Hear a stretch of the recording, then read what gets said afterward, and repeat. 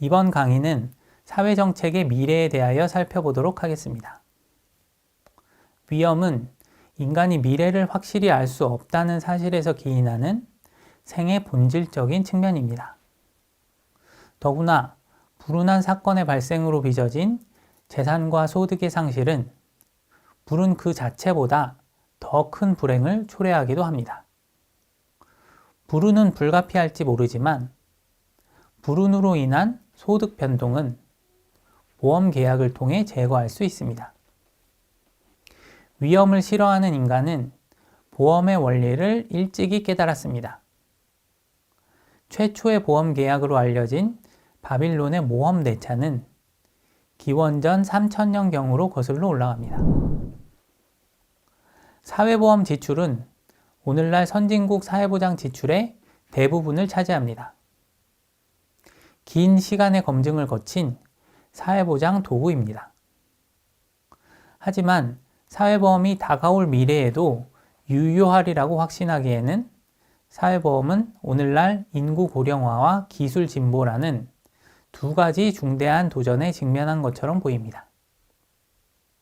흥미롭게도 사람들은 각각의 도전이 우리의 대응 방식에 매우 다른, 심지어 정확히 상반된 함의를 갖는다는 사실을 의식하지 못한 채로 그러한 변화에 대해 이야기합니다. 좀 더 익숙한 도전은 인구 고령화입니다.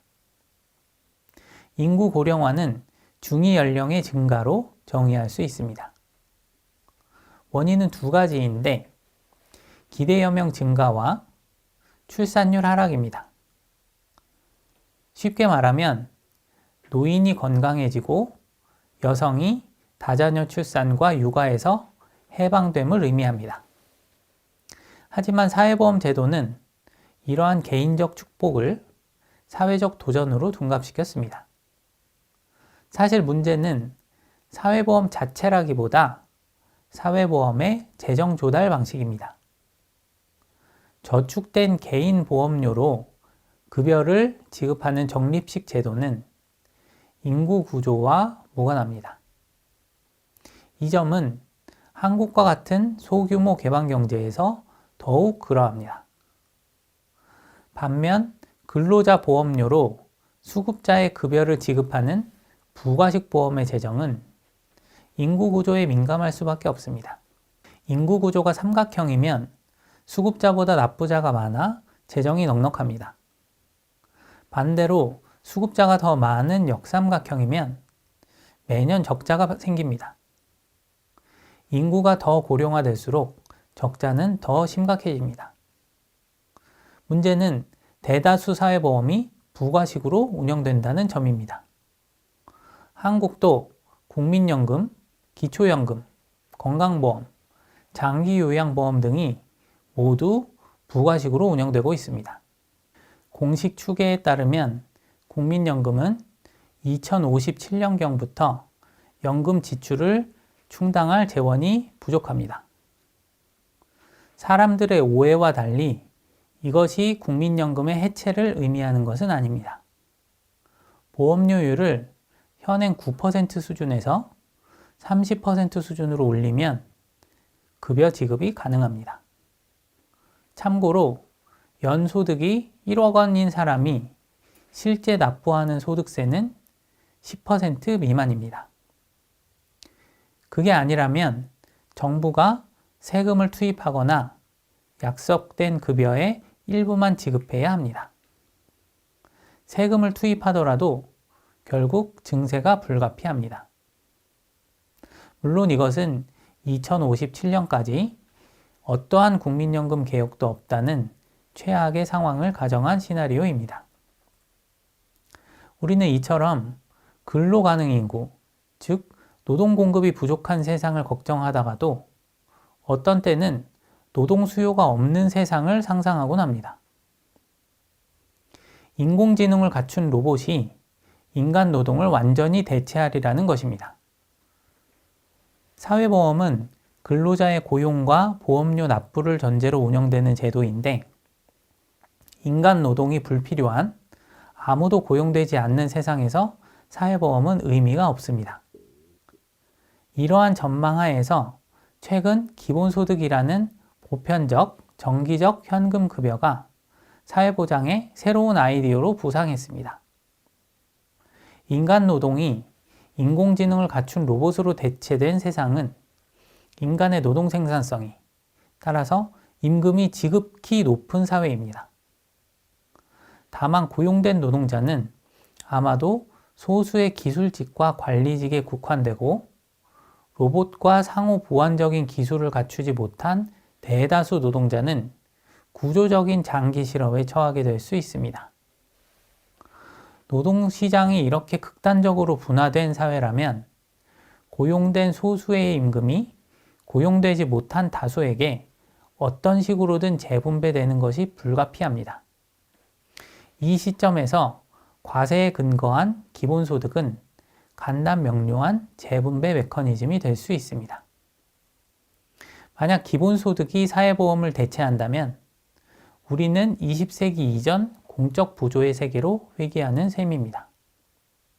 로봇 세상에서 인구 고령화는 문제가 아닙니다. 로봇만 있다면 똑똑한 젊은이 한 명이 아마도 10명의 노인도 쉽게 부양할 수 있을 것입니다. 인구 고령화로 인한 노동 공급 부족과 로봇으로 인한 노동 수요의 종말이라는 두 도전은 분명히 양립하지 않습니다. 그렇다면 우리가 대비해야 할 도전은 무엇일까요? 노동 공급의 부족일까요? 노동 수요의 종말일까요? 기본소득의 전제인 고도의 생산성이 아직 달성되지 않았고 인공지능 로봇의 등장이 노동 수요의 종말로 이어질 것 같지도 않습니다. 역사적으로 기술 진보는 특정 직무를 대체했을 뿐 기계가 말을 대체한 것처럼 인간 노동을 대체한 적은 없습니다. 기술 진보의 결과 인구와 소득이 함께 증가하면서 노동 수요는 오히려 증가했습니다. 소득 수준이 높아지면서 새로운 서비스업이 크게 팽창하고 이것이 노동 인구를 흡수했습니다. 만약 그러한 세상이 생각보다 일찍 도래한다면 기본소득은 그때 시작해도 늦지 않습니다. 인구 고령화의 도전으로 돌아옵시다. 국민연금의 재정 문제는 둘로 구분해서 생각하는 것이 유용합니다. 하나는 충당부채인데 지난 30년간 너무 적은 보험료로 너무 많은 급여를 약속한 결과 누적된 암묵부채를 말합니다. 공식적으로 추계되지 않기 때문에 정확한 규모는 알려져 있지 않지만 국민 총생산에 육박하는 수준의 엄청난 규모로 추산됩니다. 다른 하나는 미래에 관한 문제입니다. 이를테면 인구 고령화가 예상보다 빠를 때, 성장률이 예상보다 낮게 실현될 때, 부가식 연금의 재정 적자는 더욱 심화될 가능성이 있습니다. 이 둘은 구분되는 문제입니다. 일부 선진국들은 저마다의 방식으로 이 두 가지 문제를 해결하는 데 성공했습니다. 한국도 이러한 도전에 당장 응해야 합니다. 장기 재정 안정화 개혁을 미룰수록 필요한 개혁의 폭은 더 커지게 됩니다. 아마도 공적연금 재정의 장기 지속 가능성을 달성하기 위해서는 구조적 연금 개혁이 수반되어야 할 것입니다. 국민연금을 소득비례연금과 기초연금으로 분리하고 기초연금 재정은 조세로 충당하고 이미 적자를 메우기 위해 세금이 투입되고 있는 공무원 연금 등 직영연금은 비직영연금 체제로 흡수되어야 할 것입니다. 한국의 사회보험은 장기재정 안정화 외에도 사회보험 사각지대의 문제를 해결하지 못했습니다.